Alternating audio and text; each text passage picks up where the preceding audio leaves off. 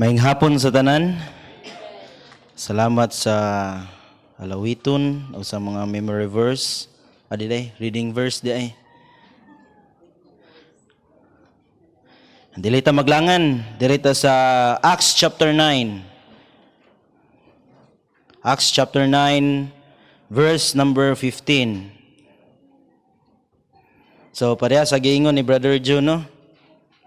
Nga ang nagwali in town dere, kabawon taon mo sa kailaman taon mo. Nga unsa ka makasala gyud ang usa ka tawo kay tawo man sad mo, di ba? Di angayan ang nagbarog dere, pero pinaagi sa grasya sa Ginoo makabarog in town. Sa ning dako na. Magsakit na pud ang tuhod kunuhay. Direta sa Acts chapter 9 verse number 15. Mamarog kung nakakita na. Atong dunganon sa pagbasa. Ready, go. But the Lord said unto him, Go thy way, for he is a chosen vessel unto me, to bear my name before the Gentiles and kings and the children of Israel. Magampo ta, Ginoo, salamat Lord sa kahaponon. Salamat kayo Lord sa another nga time na pod nga kami makapaminaw sa imong pulong. Salamat pod nga kami imong gitagaan gyud og katungod Ginoo nga makari sa simbahan aron sa pagpaminaw gid sa imong pulong Lord. Ug pray Ginoo nga ikaw makahinlo gid kanamo pinaagi sa balang dugo ni Kristo. Kay dili gid kami angayan Ginoo bisan pa lang gyud sa pagbasa sa imong pulong, sa paghold sa imong pulong. Bisan gani sa imong pagdwell diri kanamo Lord.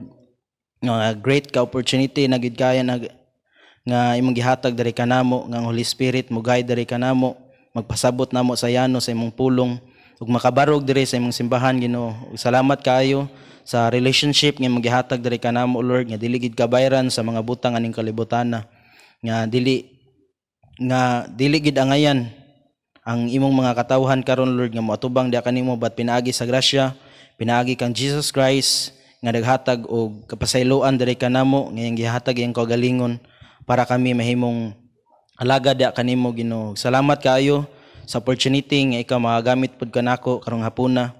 Ako nagaampo Lord nga ikaw maka-empty sa akong kasing-kasing ug unahuna nga ang imong pulong mao mawali karong hapuna Lord nga dili akong kabubuton apan imong kabubuton may matuman karon Lord. Ug among giampo nga giampo nako personally Lord ang maminaw karon nga ikaw maka-empty pud silang kasing-kasing ug unahuna karon nga ma-feel diha sa imong pulong nga dili ako ang knowledge apan gikan diha kanimo Ginoo nga ikaw maka-guide diri kanako og sa imong mga katawhan Lord. Og nila ni pastor ikaw makahatag safety protection usab og sa signal pod Ginoo nga ikaw maka palihog Lord nga naantay sila nindot nga signal nga makapaminaw sila tarong sa imong pulong. Amo itugyan tanan diha kanimo karong hapuna, in Jesus name we pray. Amen. Okay manglingkod. Okay, ang title karon sa atong mensahe, Chosen Vessel. So kaila mo ani nga story si Apostle Paul nga ginganlan siya og Saul nga before siya na convert Saul siya anya iyang trabaho is dili kaya-aya gid ang iyang trabaho. Makaingon gid ta, grabe kaayo nga trabaho. Unya ang iya pagig trabaho pagid dili pagid mga tao nga mga maldito ang iyang pangpatyon. Mga tao pagyud nga nangalagad sa Ginoo. Kung atong una-unaon si Saul, ato i-compare atong kaugalingon ni Saul, makaingon gid ta, grabe si Saul, giluwas pagid sa Ginoo pagyud. Ako grabe kay inanira kong sala si Saul, grabe ka makasasala. Pero niingon diri sa verse 15 sa atong main verse na to, adtua, niingon ang Ginoo, adtua Ananias, kaning tawhana. Kay nganuman siya usa siya ka chosen vessel nako. Nganuman, to bear my name before the Gentiles. Yakinsa ni mga Gentiles, kita pagyud ni. And kings, si King Agrippa, almost persuaded pagyud. Sa giwali na ni Paul, nga ginganlan siya Saul sa una, and the children of Israel. Pero nganong gigamit si Paul, nganong gigamit si Saul sa iyang pagkamakasasala, nga iyang gipatay ang mga Kristohanon, mga alagad, certified mga Christian gyud, pero gipangpatay gyud ni Saul. Gipangpatay niya nga naay authority pagyud, authorized person pagyud siya nga mo patay. Pero nganong gitagaan pagyud siya chance sa Ginoo. Kung wala siya tagaig chance, di ta maabot karon diri. Kay siya ang gipadala sa Ginoo para mawalihan ang mga Gentiles. Unya makaingon pagyud ta almost majority gyud diri sa New Testament kang Apostle Paul. Nga makaingon ta grabe gyud nga makasasala si Apostle Paul. Diri ta, kung chosen vessel ka karon, kay naay dako nga porsyento gyud kay nakabalik man gyud ta karong hapon. So dakong porsyento nga chosen vessel pud ta. So atong kuanon karong hapon nga scrutinize sa tong kaugalingon, am I a chosen vessel? So atong tanawon karon, kung chosen vessel ka, you must be, number 1, willing to rise. Willing to rise ka. Nga naman, atong basahon ang story ni Apostle Paul, nga ang Saul pang iyang pangan. Verse number 1, and Saul yet breathing out threatening and slaughter against the disciples of the Lord. Capital letter na ha. Went unto the high priest and desired of him letters to Damascus, to the synagogues, that if he found any of this way, whether they were men or women, he might bring them bound unto Jerusalem. So kung kita ni panahon na, bantay-bantay jud ta. And as he journeyed, he came near Damascus, and suddenly there shined round about him a light from heaven, and fell to the earth, and heard a voice saying unto him, Saul, Saul, why persecutest thou me? And he said, Who art thou, Lord? And the Lord said, I am Jesus, whom thou persecutest. It is hard for thee to kick against the prick. Nganong niingon man, dapat willing ta mo rise. Kay si Apostle Paul, ang nahitabo niya, na fall down siya sa earth. Pagpadulong niya sa Damascus, naa siya authority gikan sa high priest Jude, nga mopatay siya whether men or women nga iya makitaan nga magwali sa pulong sa Ginoo, kwaon niya dayon iyang patyon. Iyang ibound dayon patyon. Then and he trembling, sa diyang nahog si Paul, niya giingnan siya sa Ginoo, and he trembling and astonished said, Lord, what wilt thou have me to do? Nangutana siya, nakaila siya sa Ginoo kay iyang address, Lord. Wag siya niingon nga kinsa ka, kauban ti ka. Kay naman siya kauban. Pero sa dihang ning tingog ang Ginoo, nakaila siya. Wag ni suot sa iyang una nga kinsa nga tao, kinsa nga person nga iyang mahunahunaan ang ning tingog, kundi ang iyang hunahunaan is ang Ginoo. Nangutana siya, unsa man ang angay nakong buhaton. So willing si Apostle Paul or si Saul, willing siya, Saul pa man siya ning time, willing siya kung unsay ipabuhat sa Ginoo niya. Unsay gipabuhat sa Ginoo niya? And the Lord said unto him, Arise.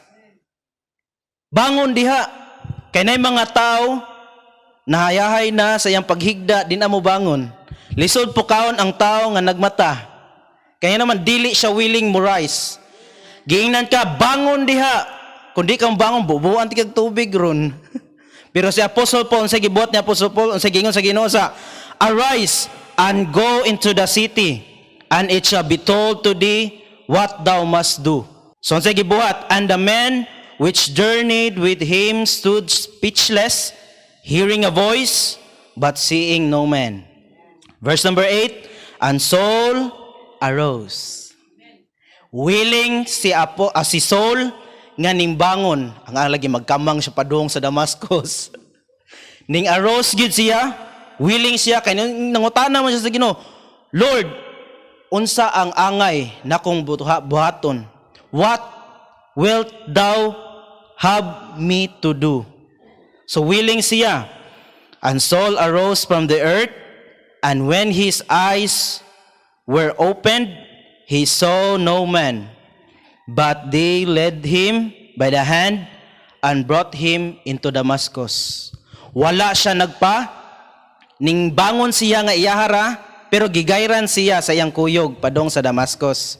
Willing siya nga ning rise, willing siya nga ning bangon. Kay nangutana gid siya sa Ginoo, unsa angay na kong buhaton, Lord? Kabaw ko ikaw gid na.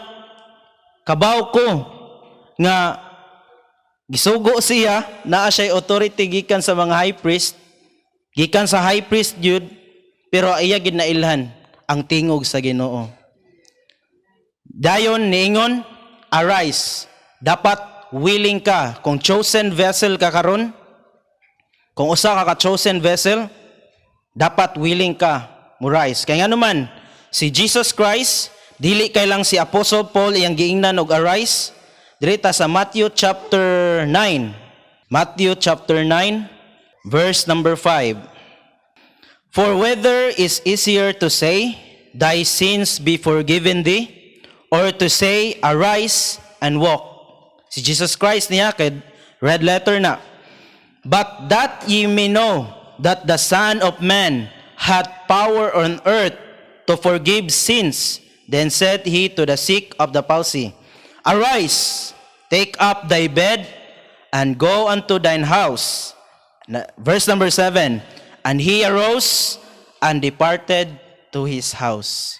So dili kay lang ang si Apostle Paul giingnan sa Ginoo og arise, hasta ang naay physical nga sakit. Masakiton, sick of the palsy gid siya. Naa siya palsy, pero giingnan siya sa Ginoo. Nya niingon pa gyud ang mga Pharisees pa gyud, ning bugal-bugal pa gyud, unsa may masayon. Sa verse number 5, thy sins be forgiven thee, or to say, arise and walk. Pero giingnan gid sa Ginoo, arise dong. Ikaw nga nay sakit, arise og adto. Og mahil ka, dili kay lang si Apostle Paul nga giingnan sa Ginoo nga arise, ingnan pod niya ang mga tawo nga naay mga sakit, og dili kay lang ang naay sakit sa John chapter 11. Kinsa pa gyud ang giingnan sa Ginoo og arise? Ang sick, dili kay lang ang sick. Kinsa pa gyud giingnan sa Ginoo og arise? Verse 39.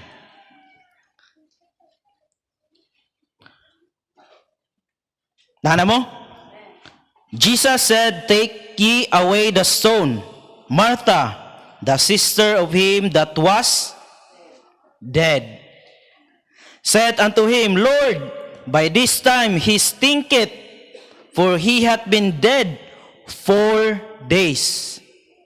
Jesus said unto her, said I not unto thee, that if thou wouldest believe, that shouldest see the glory of God? Then they took away the stone from the place where the dead was laid. And Jesus lifted up his eyes and said, Father, I thank thee that thou hast heard me. And I knew, verse 42, and I knew that thou hearest me always, but because of the people which stand by, I said it, that they may believe that thou hast sent me. And when he thus spoken, he cried with a loud voice, Lazarus, nga namatay, come forth. Dili kay lang ang sick person ang gipaaray sa Ginoo, pati ang patay. Verse 44, and he that was dead come forth, bound hand and foot with grave clothes, and his face was bound about with a napkin. Jesus said unto him, loose him and let him go. So dili kay lang ang masakiton, dili lang ang patay, kinsa pa gyud? Ephesians chapter 2. Sharo, di pa ta mahimong willing ani nga mo rise. Asa man ta mo rise? Ephesians chapter 2 verse number 1 until sa 6. And you hath he quickened who were dead in trespass and sins. Dili kailangan masakiton physically, dili lang patay physically, og hasta kita patay spiritually. Gi-quicken ta sa Ginoo, gibuhi ta sa Ginoo, wherein in time past you walk according to the course of this world, according to the prince of the power of the air, the spirit that now worketh in the children of disobedience. Kung kanay mong anak, or ikaw mismo, disobedience pa kay kasapulong sa Ginoo, basin wala pa ka na-arise. Wala pa ka nabuhi. Di gina mo arise ang patay. Bisan saon na tawag ang patay. Di gina siya mo arise. Among whom also we all had our conversation in time past, in the lust of our flesh, fulfilling the desires of the flesh and of the mind, and were by nature the children of wrath, even as others. But God, who is rich in mercy, for his great love, wherewith he loved us. Di pa kita ka-appreciate, ana. Even when we were dead in sins, hath quickened us together with Christ. By grace are ye saved.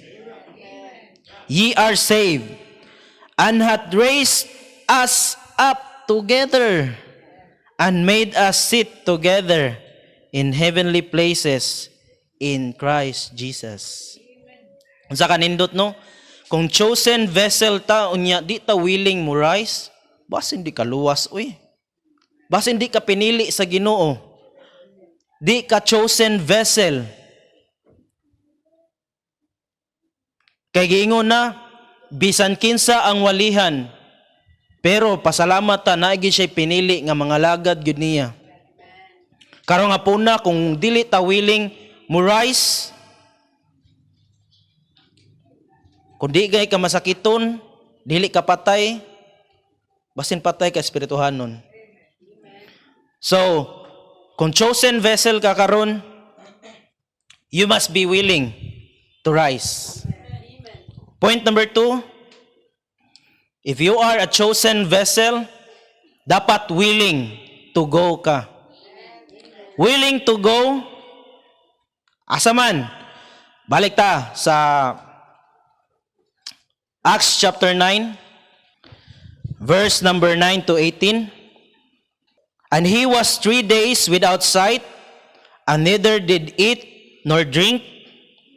Si Saul niya, and there was a certain disciple at Damascus named Ananias, and to him said the Lord in a vision, Ananias, and he said, Behold, I am here, Lord. Willing si Ananias. Kaya nga naman, chosen vessel po si Ananias. And the Lord said unto him, Arise. Willing siya mo arise, tanaw na to, and go into the street which is called Straight, and inquire in the house of Judas for one called Saul of Tarsus, for behold, he prayeth, and had seen a vision, a man named Ananias coming in, and putting his hand on him, that he might receive his sight. Then Ananias answered, Lord, I have heard by many of these men how much evil he hath done to thy saints at Jerusalem. So nakuyanap na gid dito no. Klaro na gid kay ang mga gipangbuhat ni Saul. And here he hath authority from the chief priest to bind all that call on thy name. But the Lord said unto him, Go lagi. Ay na lang si Rason. Go thy way, for he is a chosen vessel unto me, to bear my name before the Gentiles and kings and the children of Israel. For I will show him how great things he must suffer for my name's sake. Lord, mag-suffer, di ko di na lang kumugo eh. And Ananias went his way. Pasalamat ta, willing si Ananias nga ning go. Willing si Ananias, bisan nakabaw siya nga si Saul na ay authority gikan sa high priest. Si Saul, nakadungog siya nga unsay gipangbuhat niya sa mga saints dito sa Jerusalem. Pero si Ananias, ning go jud siya. Went his way and entered into the house, and putting his hands on him said, Brother Saul, the Lord, even Jesus, that appeared unto thee in the way as thou camest, hath sent me, that thou mightest receive thy sight, and be filled with the Holy Ghost.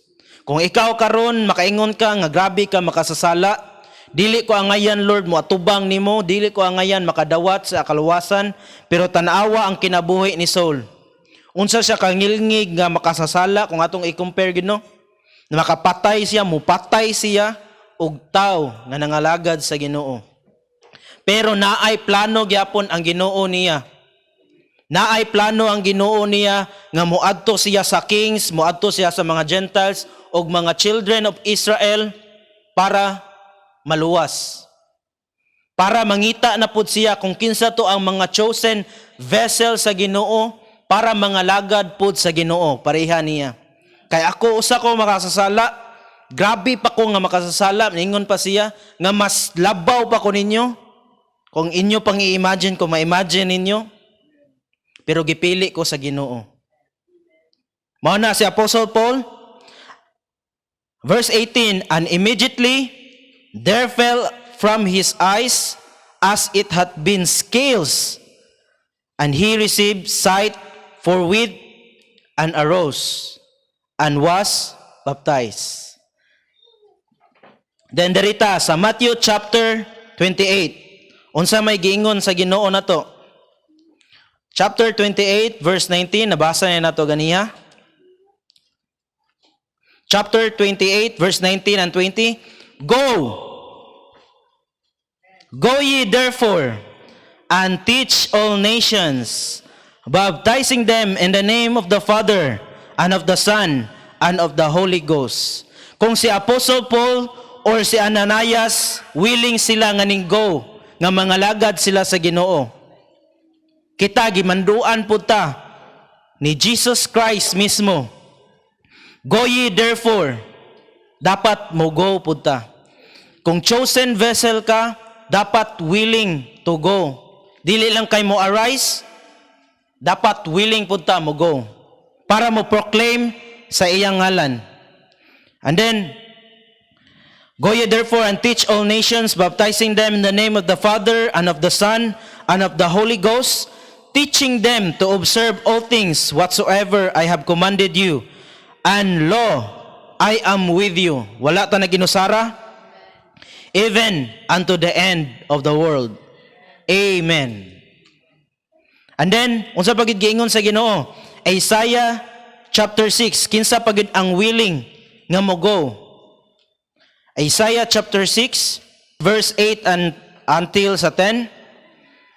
Also I heard the voice of the Lord, saying, Whom shall I send? And who will go for us? Unsay giingon ni Isaiah?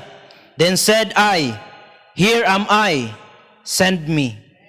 Dapat kita pod parihatan ni Isaiah, nga giingnan siya sa Ginoo, kinsa man ang mugo para namo. I hope kita, moingon po ta, willing ko Lord, mugo. Kaya naman, chosen vessel ko. Kay luwas ko, gipili ko nimo Lord, nga mga lagad nimo. Verse number 9, and he said, Go and tell these people, hear ye indeed, but understand not. Mao ni atong pagatuan. And see ye indeed, but perceive not. Make the heart of these people fat, and make their ears heavy, and shut their eyes, lest they see with their eyes, and hear with their ears, and understand with their heart, and convert, and be healed. Willing ba ka mo go sa mga tao nga gahig-o? Willing ba ka mugo sa mga tao nga nay dunggan nga di maminaw? Willing ba ka mugo sa mga tao nga naay mga gahi nga mga kasing-kasing? Are you willing to go? Are you willing, kung chosen vessel ka, are you willing to rise and go sa mga tao nga di maminaw nimo? Kay basin kita po di buta maminaw. Nganong wala man taning go, basin wala kaning rise. Wala taning go. Kay wala dili ta willing mo rise. Sadyang giingnan ta sa Ginoo, arise, may pangpatay. Nimbangon pa. Naminaw pa ang patay. May pa ang masakiton. Naminaw pa. Ning arise gid siya kay naayo man siya. Kita patay sa espirituhanon, pero giingon sa pulong sa Ginoo, He quickened us. Gibuhi ta sa Ginoo. Willing ba ta nga mo rise o go sa pag-share sa pulong sa Ginoo? Moingon ba ta sama ni isa, Here I am, Lord, send me. Moingon ba bisan pa sa mga tao nga gahig kasing-kasing, nay mata nga di makakita, di makasabot sa pulong sa Ginoo, are you willing to go? Kung chosen vessel ka, mo go jud ka. Direta sa point number 3, nantamo di na magdugay. Are you willing to do? Kung chosen vessel ka, if chosen vessel ka, you must be willing to do sa pulong sa Ginoo. Willing ka mo rise up, willing ka nga mo go, dapat willing gyud ta mabuhat sa pulong sa Ginoo. Verse 19, unsay gibuhat ni Apostle Paul sa dihang naka-receive siya sa iyang sight. Verse 19 and 20, and when he had received meat, he was strengthened, then was sold certain days with the disciples which were at Damascus. Verse number 20, and straightway he preached Christ in the synagogues that he is the Son of God. Induta, no? Si Paul, nintuman siya sa pag-rise up, ning arise, ning go, og ning preach. Ning do siya sa Great Commission nga giingon sa Ginoo. Ning preach siya, nga dili na niya pamatyon ang mga tao, but ning preach na siya sa mga tao nga makareceive siya, nga makareceive sila sa pulong sa Ginoo. Nga si Jesus Christ ra, maoy Son of God, nga iyang gigukod-gukod sa una nga nagwali kag Kristo, patay, karon siya na ang nagwali, siya na ang patyunon. Congratulations. Siya na pod ang gigukod. Kung atong subayon, kung nakahurot na mo sa New Testament, sa story ni Apostle Paul, grabe jugayo. Kausagod, gitagak na lang siya, gitonton na lang siya, kay patyununon naman gid siya, corner naman gyud, gitonton na lang gid siya para maka-eskapo siya. Unya sa iyang pagkinabuhi pa gyud, Book of Philippians, makita nato diha nga na lesson na magana ni pastor nga joy ang hisgutan pero na siya sa prisuhan. Grabe no. Nakaingon pa gid siya, Onesimus, bugoy mong gid kadong. Adto sa imong kuan ko, sa imong amo sa una nga si Pelemon, kay imo man gid to gikawatan, caught in the act man nakalingkawas man gid ka pero gipangita ka to gidong.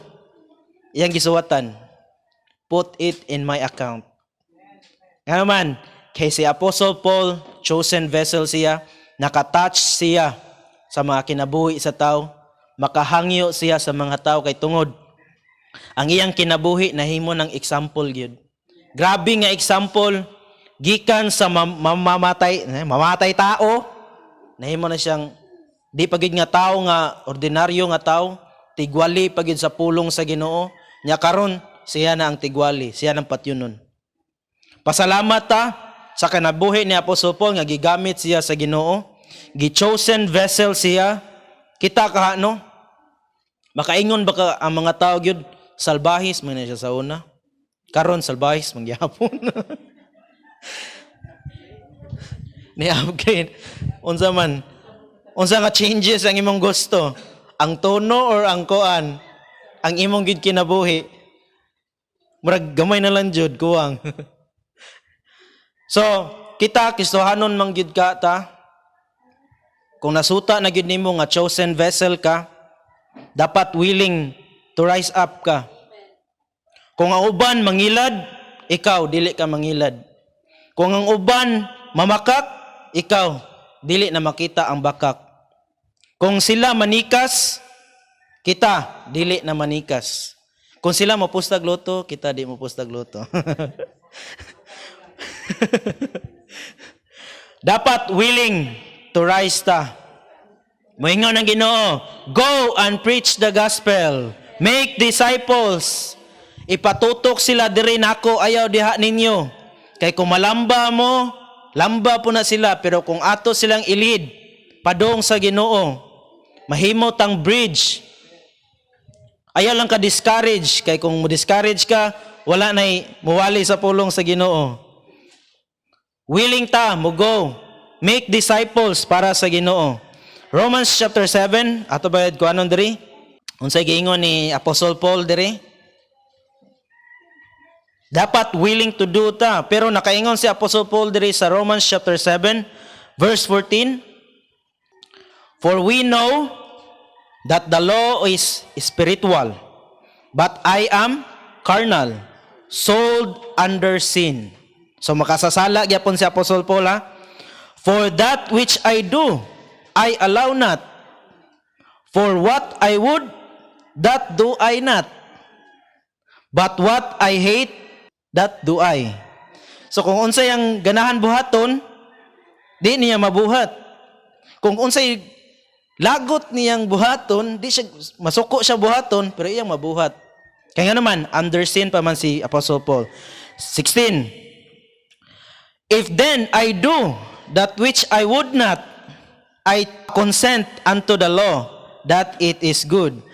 Now then, it is no more I that do it, but sin that dwelleth in me.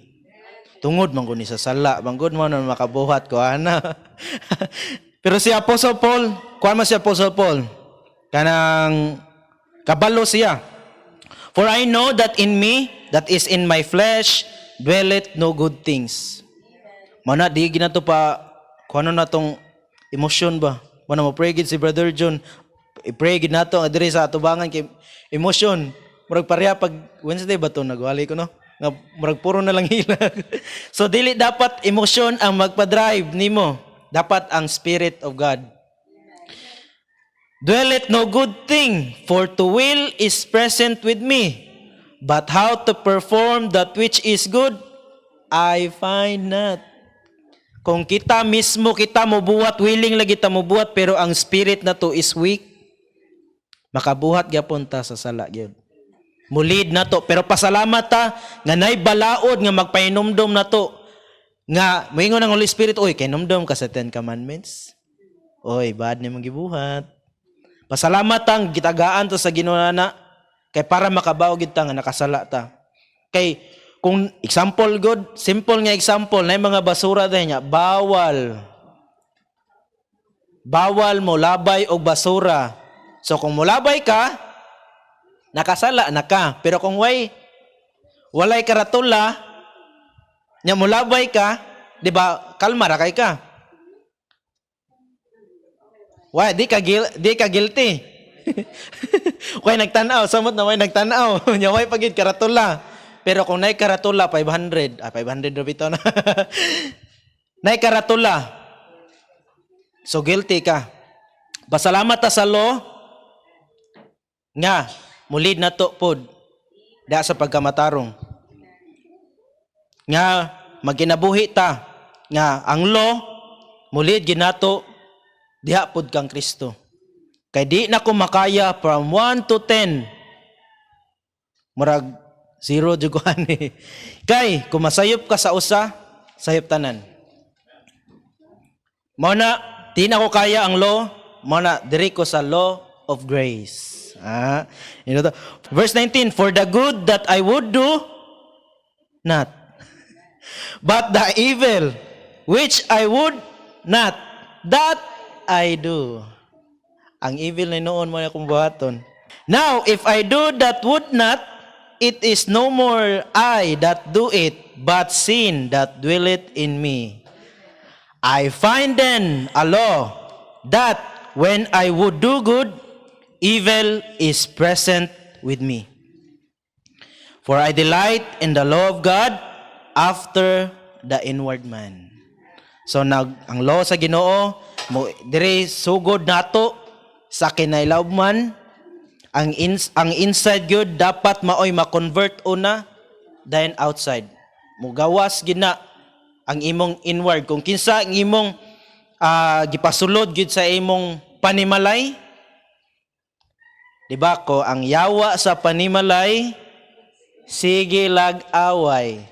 Pero kung si Kristo ang naa sa panimalay, naa sa imong kasing-kasing sa imong kinabuhi, sa imong panimalay, malipayon nga panimalay.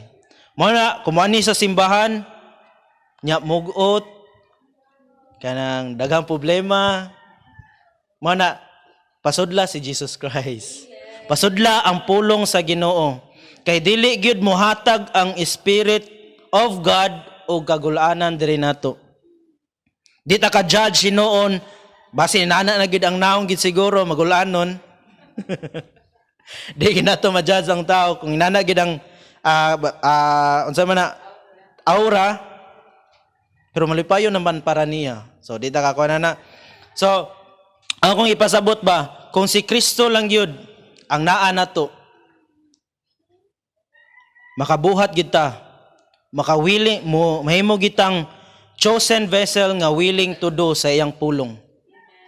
Then dirita last verse na to, last verses, James chapter 4. Are you a chosen vessel nga willing to do? Dili kay lang sa pag-rise sa pag-go, dapat willing pud ta mo do. James chapter 4 verse number 13 to 17. Go to now, ye that say, today or tomorrow, we will go into such a city, and continue there a year, and buy and sell, and get gain. Whereas you know not what shall be on the morrow, for what is your life? It is even a vapor that appeareth for a little time, and then vanisheth away. Maingon ta, muduta og lain nga butang kay ngano man naghinambog ta sa atong kinabuhi. Ningon diri nga muadto ko sa laing lugar ug mo continue another year, mag-buy and sell ko, magpadato ko didto. Pero ningon, whereas you know not what shall be on the morrow. Mag-ingon ka, willing mong kumudo sa buluhaton sa Ginoo, pero ako sa ni buhaton. Mag-buy and sell sa ko, magpakadato sa ko para makabuhat ko sa pulong sa Ginoo. Pero gayon sa pulong sa Ginoo, wa ka kabaon sa ugma dong. Kaya ang imong kinabuhi sama lang sa aso. Sama lang sa nilungag. Ikaable, ang saba wala na. Sa kamakadiyot lang di gina mo maglungtad ang aso.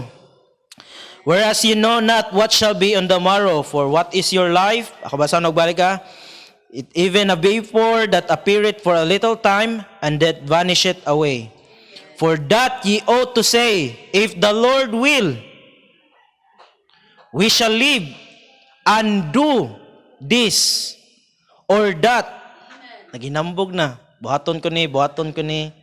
Willing man ko Lord niya na magkuani sa kung kuanon. But now ye rejoice in your boastings. All such rejoicing is evil. Chosen vessel ka, unya magpa-unya-unya pagyud ta.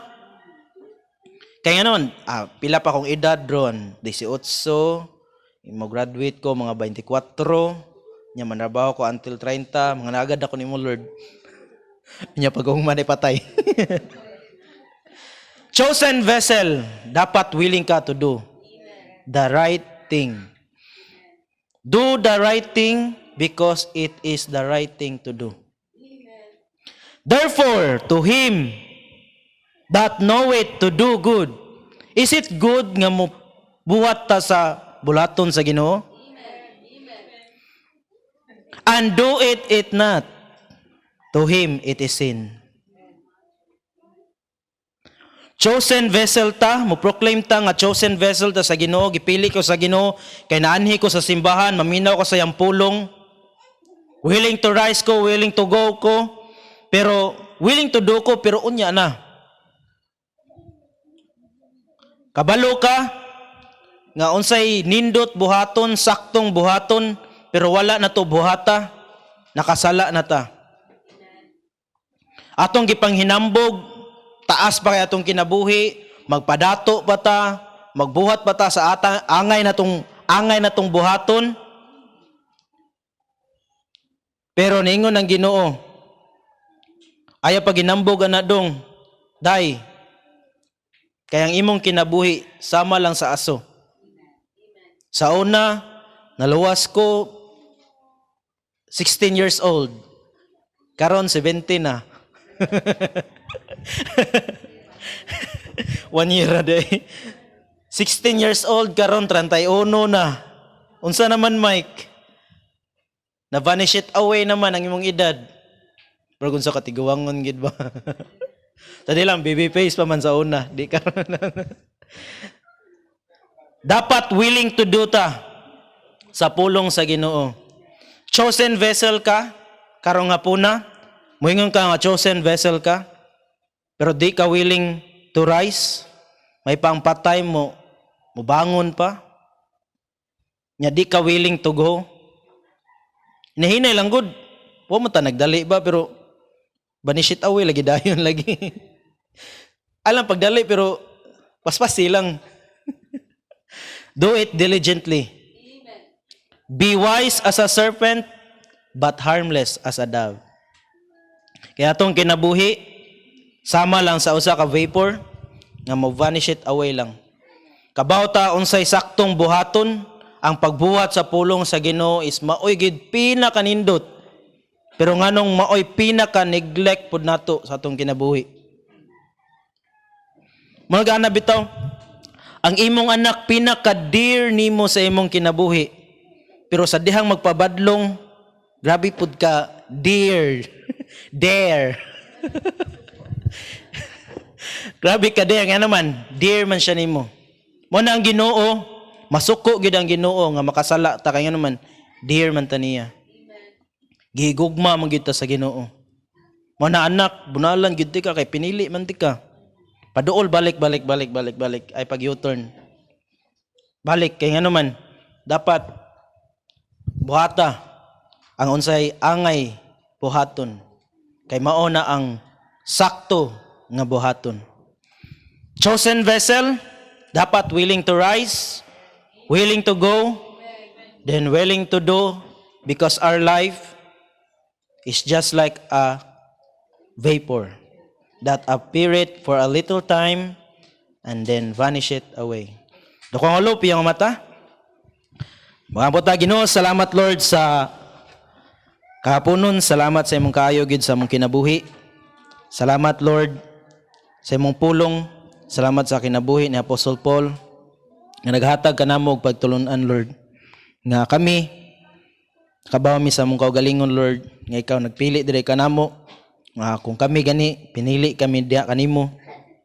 Tabangi kami Lord nga mahimo kaming willing to rise, to go, and to do sa imong mga pulong Lord. Agamong giampo nga ikaw maka imo na mong angayan karon Lord sa pagpasalamat da kanimo diri sa altar. Salamat kayo pod sa pag gamit po diri kanako nga nakawali sa imong pulong. Ang giampo Ginoo nga ikaw maka deal kanamo matag-usa nga among iyahat da kanimo Lord.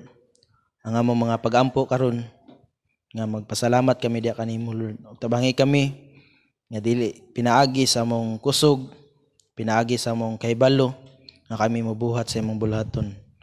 Ug among giampo nga ikaw maka hatag karon og time Ginoo nga makapasalamat sila diha kanimo Lord. Ug salamat kaayo sa imong pulong gyud nga always mag-remind ka namo nga unsa ka nindot gyud Lord nga mabuhat sa imong buluhaton. Kung kami willing lang gyud na kami kasing-kasing nga matinumanon diha kanimo Lord.